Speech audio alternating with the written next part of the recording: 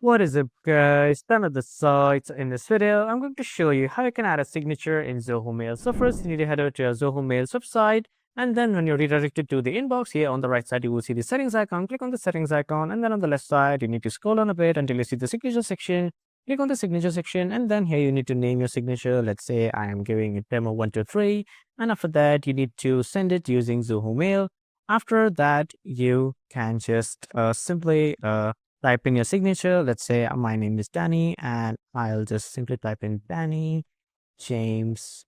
And when I am done, I can just place the signature above quoted contact or place the signature below quoted content.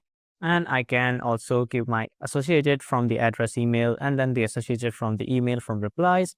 And I can also select some contacts. So I can just edit it like the font color. I can change the font color, but first I need to select the text.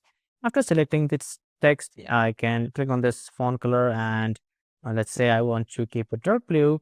I'll go with dark blue and then I'll just leave it. As you can see, the font color has been changed to purple as I had chosen purple. Let's say, yes, I had chosen purple and change has been added. And if you want to make it bold, I'll just highlight it and then make it bold. So as you can see, the signature has been bold. So this is how you can just select or add a new signature in Zoho Mail. When you're done, click on this update to update it.